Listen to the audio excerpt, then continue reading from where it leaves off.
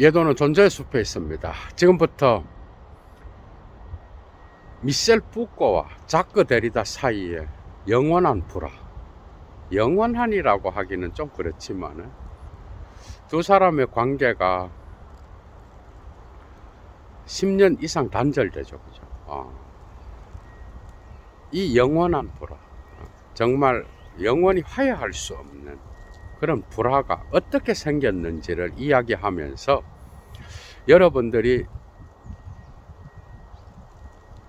미셸 푸코와 자크 데리다의 사유에 조금 더 깊이 있게 천착해 들어가는데 도움을 드리려고 합니다. 오늘 강의 아주 재미있을 거예요.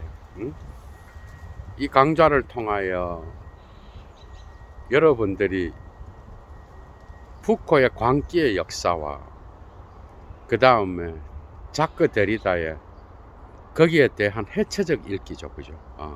글쓰기와 차이에 수록된 코기토와 광기의 역사를 이해하는 데에 상당히 많은 이런 철학자들의 관계를 또 들으면서 여러분들이 철학적 사유에 깊이 있게 들어가는데 도움이 되리라고 예도는 확신합니다. 강의 시작합니다, 여러분. 63년도에 자크 데리다는 1월인가 2월에 그죠? 푸코에게 푸셀의 기하학의 기원을 번역해서 불어로 번역하죠. 그죠? 그래서 출간하게 되는데요. 이 작품을 자기 선생인 푸코에게 보내. 그러니까 고등사범 시절에 푸코는 자크 데리다를 가르쳤던 스승이죠. 나이 차이는 얼마 안 나지만. 그런데 그 해에 소르본네의 해결 전문가 장발이라고 하는 교수가 있었어.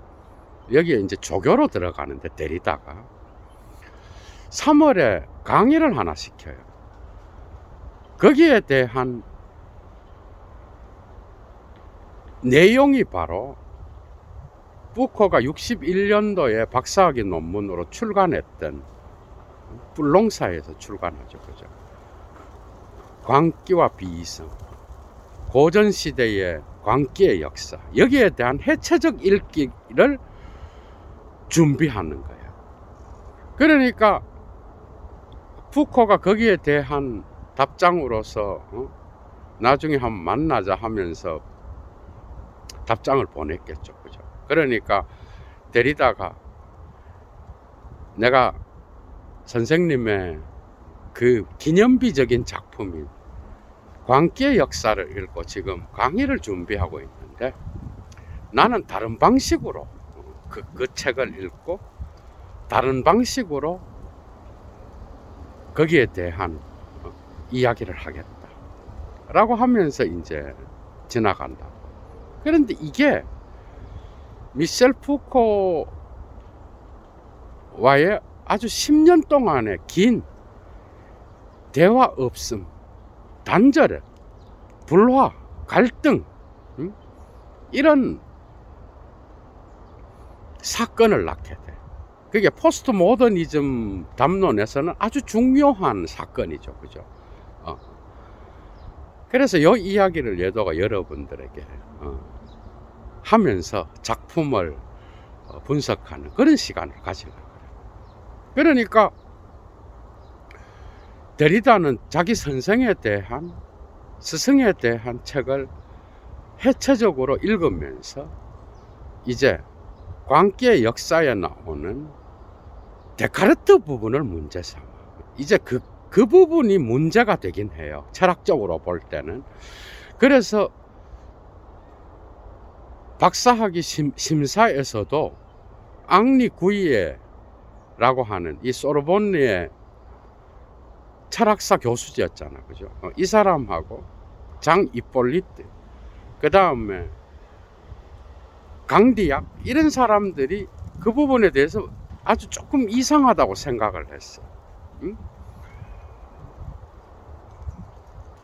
그런데 데리다가 이걸 이제 문제 삼는 거예요.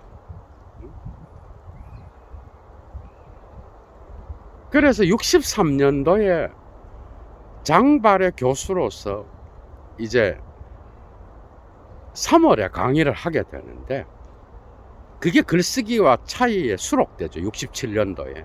그러니까 이미 3, 4년 전에 했던 그 원고를 수정 보충하여서 글쓰기와 차이에 수록하는 거예요. 그러니까 그것도 앞쪽에 수록돼요. 그게 데리다가 문제 삼는 거는, 여러분들 그거 읽어보면 되게 재미있어요. 글쓰기와 차이 두 번째인가 세 번째 실려 있어요, 여러분. 코기토와 광기의 역사가 스승과 제자의 어떤 관계로 그 논문이 시작됩니다. 데리다의 논문이. 심지어는 헤겔의 불행한 의식까지 끌고 오면서 제자가 스승의 글을 읽고 거기에 대하여 논평을 한다는 거, 이 해체적 읽기예요. 이것은 위험한 것이고, 심지어는 스승 앞에서 제자가 침묵해야 된다라고 하는 것은 어떻게 보면 불행한 의식으로까지 비춰질 수 있지만, 자기는 푸코의 광기의 역사를 다르게 읽으면서 봐줄 마음이 없다는 거예요.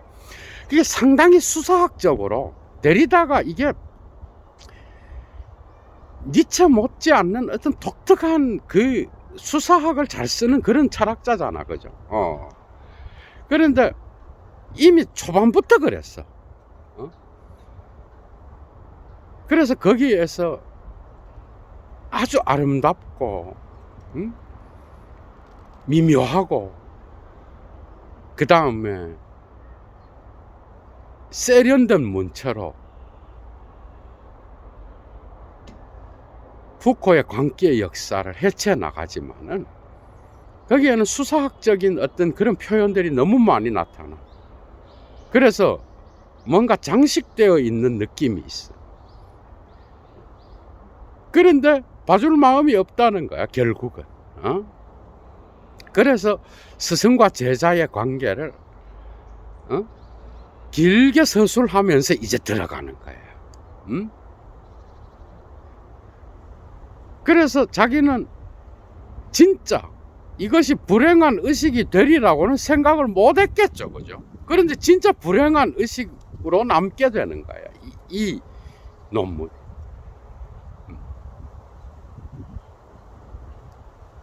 그러면서 이제 비판에 들어가는데, 광기의 역사의 많은 부분에서 데카르트의 성찰 부분을 다뤄. 그냥 아니 이게 뭐야, 미친 사람들이잖아, 이 표현을 푸코는 극단적으로 읽었다는 거예요. 그래서 이것이 마치 이성의 시대, 고전주의 시대를 여는 데카르트의 철학에서 광기를 이성이 감금시키는 어떤 그러한 균열의 지점으로 읽어내는데, 사실 그것은 그런 의미로 읽어서는 안 되며, 이러한 이원적인 어떤 그 분석은 순진한 읽기에 들어가는 것이고, 심지어는 이런 이야기까지 해, 데리다가 이런 독법은 아주 위험한 것이고, 또 전체주의적 구조주의에 빠져 있는 그런 순진한 독법이라는 거예요.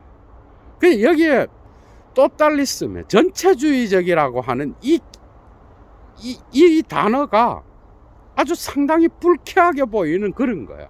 물론 데리다는 거기서 이게 광기의 역사에서 나타나는 뒤매질의 개념이겠죠, 그죠? 그리고 이것은 또한 알투세르가 마르크스에 적용시켰던 범구조주의라고 하는 개념. 그러니까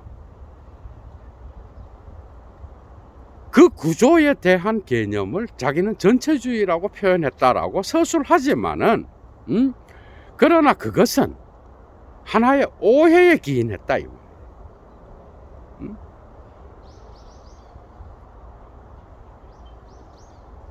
그러면서 이러한 고전주의 시대에 이성이, 코기토죠, 그죠? 이성이 광기를 감금한 사건은 역으로 이러한 극단적인 이원적인 읽기는 광기가 코기토, 이성을 역으로 감금시키는 전체주의적 발상이 아니고 무엇이겠는가? 그러면서 이제 막 비판에 들어가는 거예요. 그러니까 이걸 처음 봤을 때 푸코는 67년도까지는 계속해서 데리다에 대하여 크게 상처를 받지도 않고 나의 글을 깊이 읽고 또 너의 방식대로 아주 잘 읽었으며 철학적 사유도 아주 깊이 있게 천착하여 들어간 것에 대하여 감사의 표현까지 몇 번 하게 돼. 그러다가 이게 67년도에 오면서 이게 사단이 나는 거예요. 그러니까 63년도에 그 강의가 이제 글로 여러 곳에서 수록되기도 하고 나타나기도 하는데, 결정적인 게 이제 데리다가 67년도에 글쓰기와 차이, 그라마톨로지, 그 다음에 목소리와 현상, 이 세 권을 내면서 철학계에 일약 스타가 되잖아, 그죠? 그 시점에서 이 데리다의 논평이 철학계에서 아주 유명한 잡지에 실리게 돼. 그게 크리티크지야. 이 크리티크지는 46년도에 밧다이가 만든 건데요. 밧다이가 62년도에 세상을 떠나잖아, 그죠? 타계하게 되는데, 그리고 나서 피넬이라고 하는 그 사위가 아니고 처남이죠, 그죠? 처남이 이 크리티크지의 편집장, 어떤 그 잡지를 관리하는 장이 되고, 거기에 편집위원으로서 롤랑 바르트와 미셸 푸코가 있었어요. 그런데 여기에 데리다도 함께 참여하게 돼, 편집위원으로. 이 크리티크지에 데리다가 63년도에 했던 푸코에 대한 해체적 읽기, 그 강의 내용에 대하여 또 논평을 한 그라넬이라고 하는 사람의 글이 수록되게 돼. 그런데 그게 문제가 된 이유는 여러분들이 한번 생각을 해봐. 데리다의 해체적 읽기에 대해서는 엄청난 극찬이 나오고, 66년도에 나온 광기의 역사뿐만 아니라 66년도에 모닝빵처럼 팔려나갔다라고 하는 말과 사물, 레모의 레쇼즈, 이 작품의 구조 개념까지 문제가 되는 거야.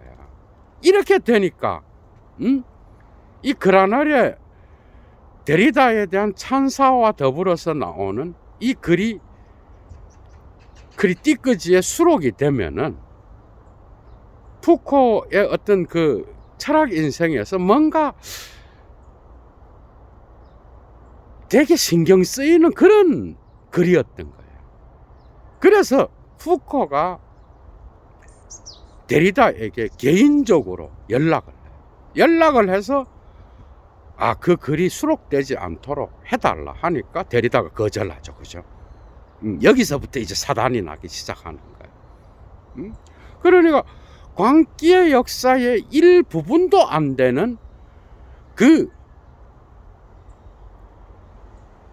데카르트 부분만을 비판하면서 데카르트의 성찰을 그런 방식으로 코기토와 광기로 나누면서 광기를 감금시키는 균열의 출발점으로 보는 것, 이것은 너무 나간 거다. 심지어 이렇게까지 나가. 이러한 광기가 스스로 말하도록 하는, 그래서 감금당한 그 광기를 해방시켜서 스스로 말하도록 하는 푸코의 이성은 뭐냐는 거예요. 이해가 되죠? 뭔 말인지. 그러니까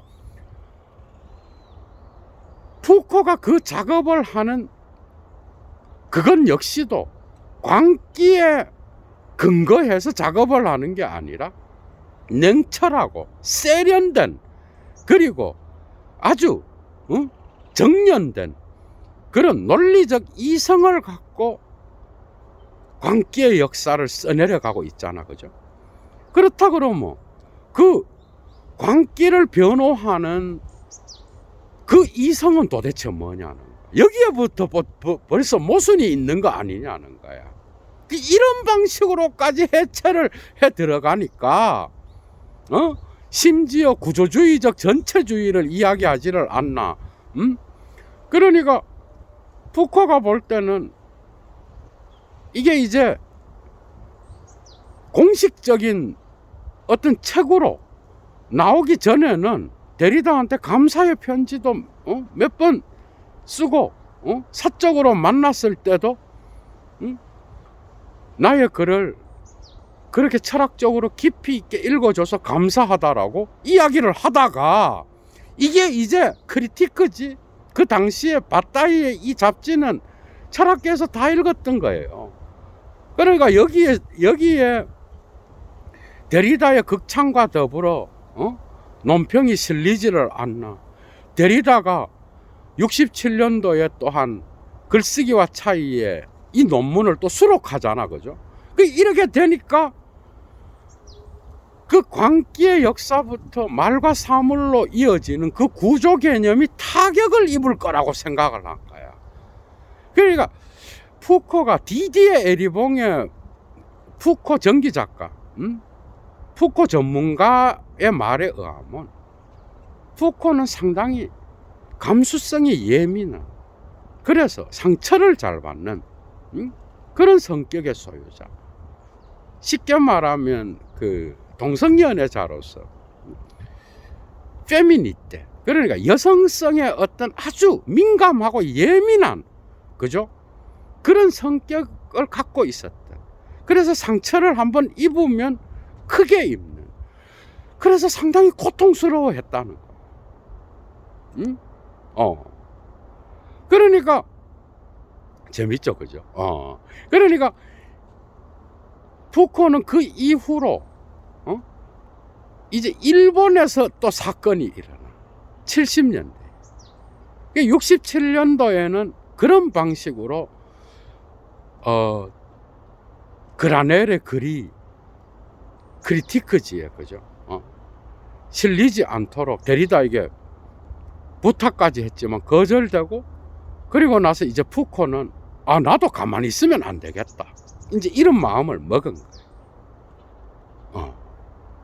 그래서 70년대에 푸코가 일본 여행을 하면서 여러 곳에서 강의를 하게 되는데요. 거기에서 일본 철학계의 잡지가 또 있어요. 거기에 푸코의 글이 실리는데, 거기에 대한 반대글인 데리다의 이 코기토와 광기의 역사를 함께 실으면 안 되겠느냐. 그렇게 해서 푸코가 그러면 나도 거기에 대한 답을 할 수 있는 기회를 달라. 이래갖고 그 유명한 72년도에 데리다에게 응답한다라고 하는 논문이 또 나타나는 거야.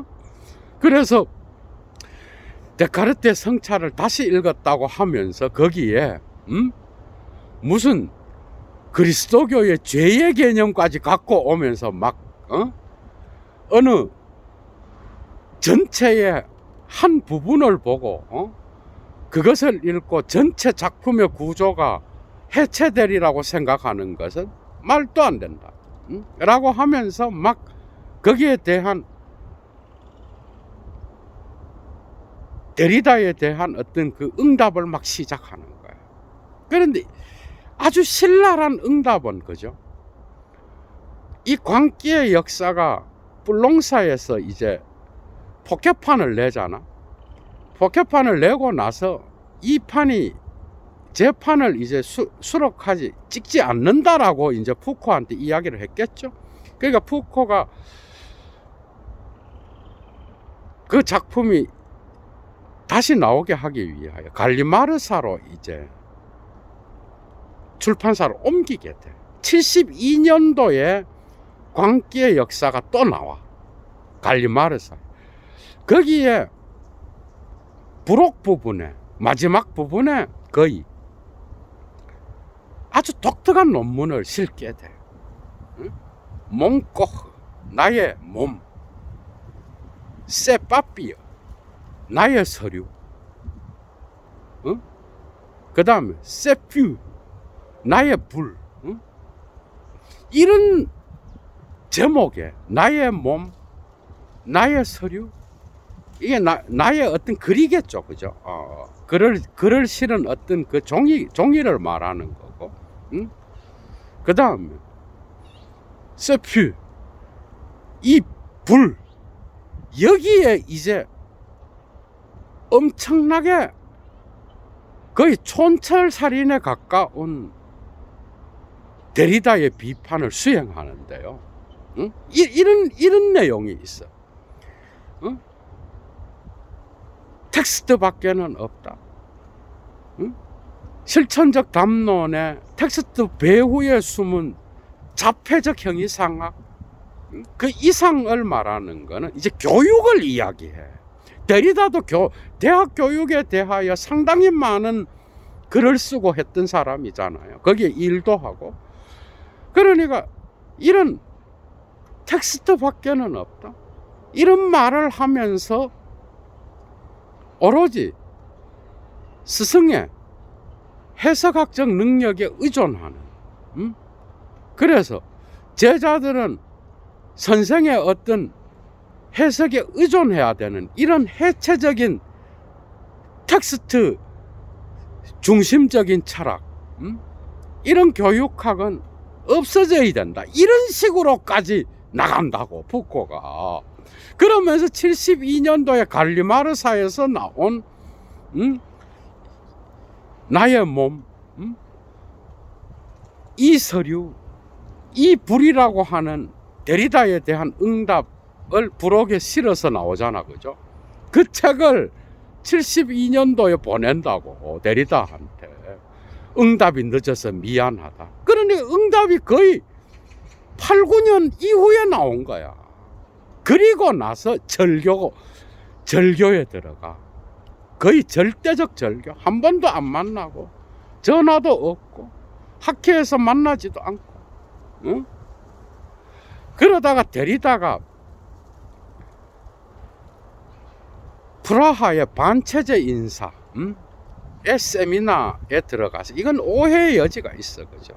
마약 밀매, 뭐 이런 제목으로 감옥에 가게 된다고. 그러니까 체코 정부와 프랑스 정부가 같이 협력해서 구명운동을 하게 되는데, 거기에 푸코가 사인을 하면서 이 관계는 다시 회복되는 듯해요. 그래서 이 사건이 터지고 몇 달 후에 이제 프랑스로 돌아오잖아, 데리다가. 그리고 나서 몇 번 이제 만나. 그런데 80년도에 데리다가 사회당 정권에 의존해서 국제철학학교를 만들어. 그게 바로 콜레주 잉테르나시오날 드 필로조피아. 이 국제철학학교를 만들게 되면서 거기에 들레즈와 푸코를 포함시키지 않아. 그러니까 푸코 입장에서는 뭔가 떨떠름한 거야. 그래서 사적으로 들레즈한테 왜 너와 나는 여기에 포함되지 않았을까 하면서 꼴레즈 드 프랑스 교수 중에 하나가 저 국제철학학교가 생기면 꼴레즈 드 프랑스 이 학교도 위험해지고 그 영향력이 점점 줄어드는 게 아니냐 걱정을 하니까 푸코가 또 비아냥거리면서 뭐라고 그랬는가 하면은 이게 디디에 에리봉의 전기에 나와요. 꼴레즈 드 프랑스 그 아키브에서 본 내용이라고 그러면서 나오는데 그러니까 그것은 단지 정부의 지원에 의존해서 만들어진 학교에 불과하다 이러면서 이제 뭔가 비아냥거리는 듯한 그런 발언을 하게 되는 거예요. 그러니까 체코에서 데리다가 오해든 어떻든 마약 밀매 비슷한 어떤 마약류의 어떤 그 죄목으로 갇히게 되면서 구명운동을 할 때 심지어 라디오에 나와서 푸코가 이야기할 정도로 데리다에게 도움을 주죠. 그때 잠시 회복되다가 뭔가 완전한 이 불안은 완전하게 해결되진 않는 거야. 그런 식으로 몇 번 만나다가 푸코가 84년도에 세상을 떠나게 되잖아. 그죠? 그때까지 뭔가 완전한 연락은 하고 만나고 인사는 하는데 학교에서 서로 다른 길을 가게 되죠. 그죠? 그래서 이 두 철학자는 어떻게 보면 데리다 자신이 63년도에 장발의 어떤 그 도움으로 철학 강의를 소르본에서 하게 되면서 했던 코기토와 광기의 역사라고 하는 그 제목의 강의가 그죠? 자기 스승과의 영원한 불화로 이어졌다고 해도 과언이 아닌 거예요. 그러면서 서로 비판하고 서로 또 서로 뭔가 불편한 관계로 남아있게 되는데 나중에 데리다가 이런 이야기를 건너서 듣게 되면서 이런 말을 한다고. 나는 푸코 선생님, 스승님께서 그렇게까지 상처를 입은 줄 몰랐다. 그러면서 그게 그렇게까지 갈 일은 아니지 않는가. 이런 사적인 이야기를 할 정도로. 그래서 83년도에 어쨌든 데리다는 미국에서 활동을 많이 하잖아요. 미셸 푸코도 그랬지만 그런데 데리다가 더 많이 했어. 그래서 이 해체주의가 상당히 많은 열광을 받고 박수를 받기도 했지만은 비판도 많이 받았어. 미국에서도. 그래서 83년도에 언어학자였던 존 썰이 그죠? 이 뉴욕 리뷰에다가 데리다의 해체주의를 비판하는 글을 실어. 그러면서 그 시점에 이제 디디에 에리봉하고 그 주변에 있는 사람들이 이제 푸코한테 물어. 이런 논쟁들에 대하여 어떻게 생각하느냐. 그러니까 자기는 철학은 논쟁이 아니다. 그러면서 또 뭔가 그러니까 데리다가 자기의 박사학위 논문이었던 광기의 역사를 해체하는 그 방식은 뭔가 그냥 신경 끄고 자기 길을 가도 되는데 푸코가 너무 예민하게 거기에 대하여 생각한 거는 있어요. 왜냐하면 철학이라고 하는 거는 이런 비판적 논쟁과 이런 걸 통해서 그죠? 발전하고 서로 뭔가 텍스트도 또 나오고 그러는 거잖아. 그런데 푸코는 독특하게도 그 뒤로 데리다와 이상한 관계, 뭔가 계속해서 엇박자가 나는 그런 관계로 나가게 되고 결국은 완전한 화해는 없이 그죠? 뭔가 대화는 하지만은 한쪽 구석이 마음이 뭔가가 하나가 구멍이 난 듯한 그런 관계로 끝까지 가게 되죠. 그죠? 그러니까 데리다가 63년도에 스승과 제자의 관계, 헤겔의 불행한 의식을 갖고 오면서 그 미묘하고 그리고 제자는 스승 앞에서 침묵할 수밖에 없는 그런 거지만은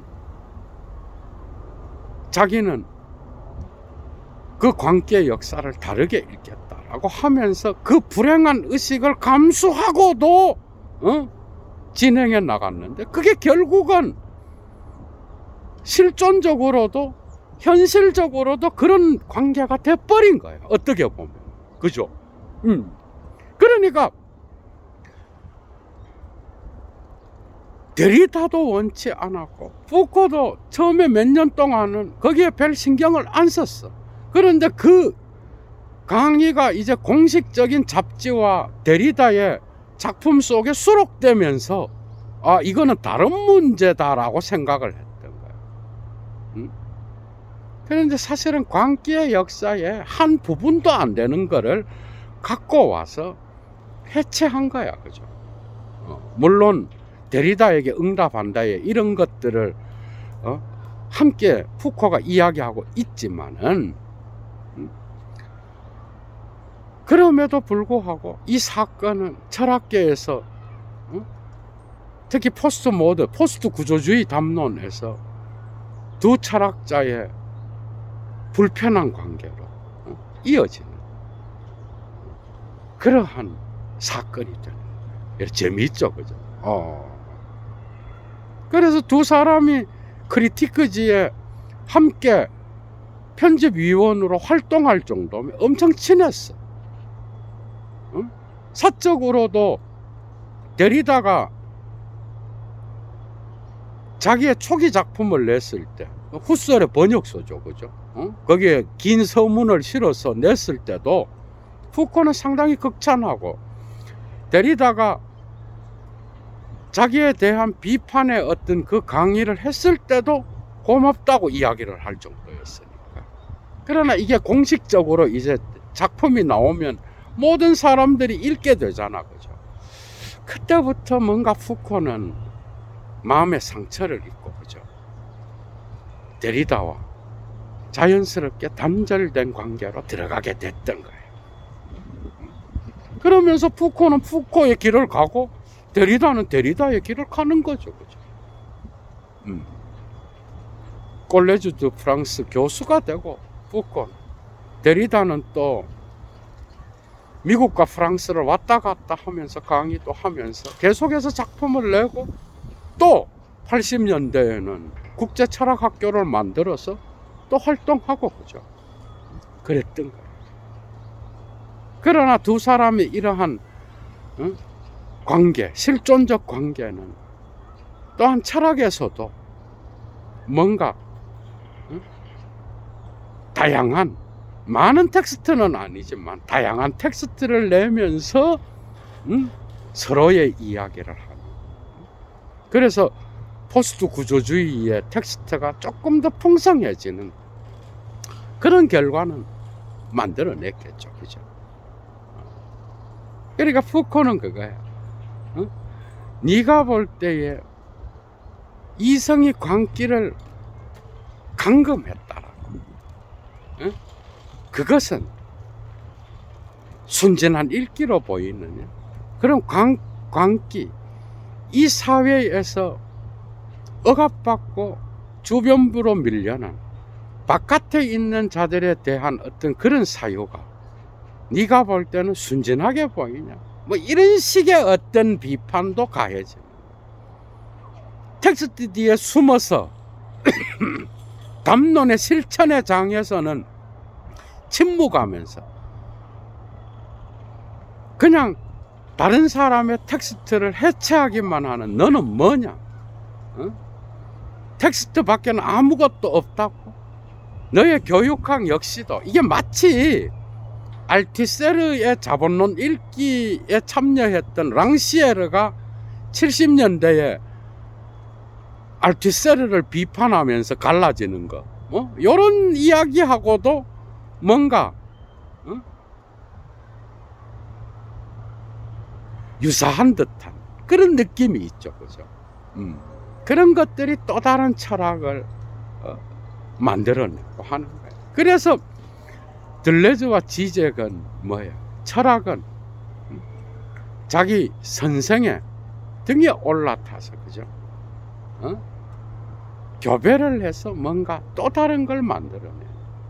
가다머적으로 보면 철학 역시도 그 철학의 전통의 영향사 아래에서 또 다른 해석을 통하여 자기의 철학을 수행해 나가는 그런 게 아니겠는가.